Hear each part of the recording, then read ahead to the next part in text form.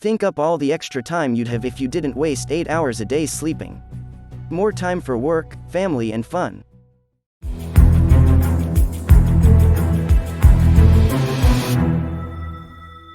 Welcome to Riddle Facts. Don't forget to subscribe to our channel and turn on the bell notification button. Okay, then let's get started. Looks like you're already having daymares. You most of the time spend about 1/3 of your life sleeping.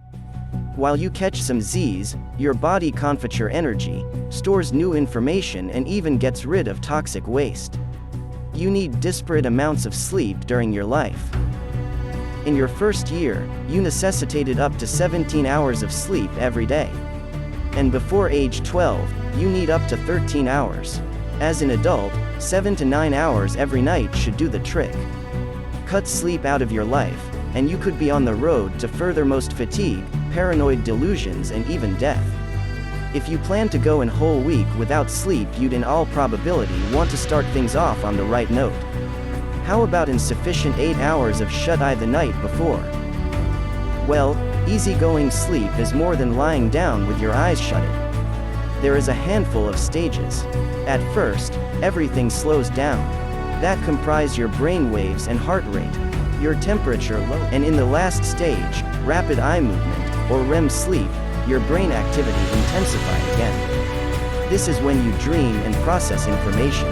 Your first day without sleep would be pretty ordinary. You'd be as energetic and alert as usually. After a full day of work and activity, you'd start to feel exhausted.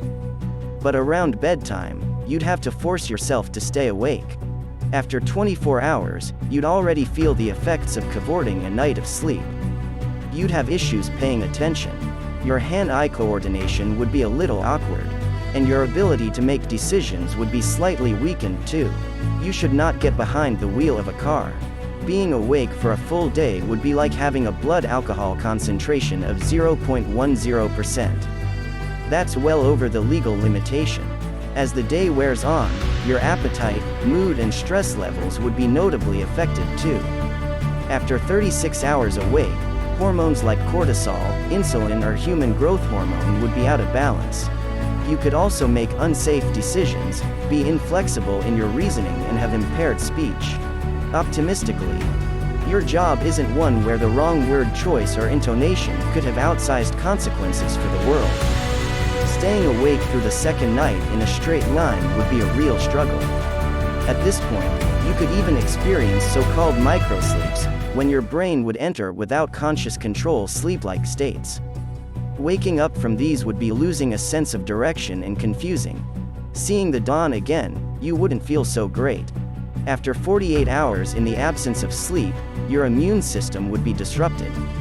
Your body would be less prepared for threats to your health like bacteria and viruses. On day 3, your body's overwhelming compulsion to sleep would impact your ability to think. You wouldn't be able to perform basic tasks or concentrate on. Hey, wake up. You'd become bad-tempered, anxious, even depressed.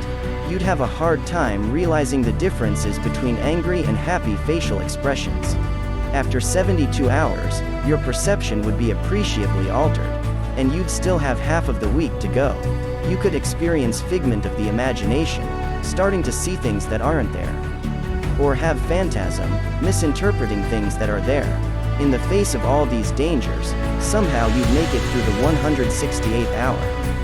That's one full week. You'd still have your job, your family and your soundness of mind. At long last you could finally sleep again if you were able to.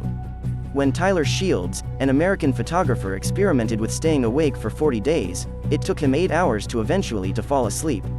Okay, let's not pulverize words. Sleeping isn't for the weak, it's for the living.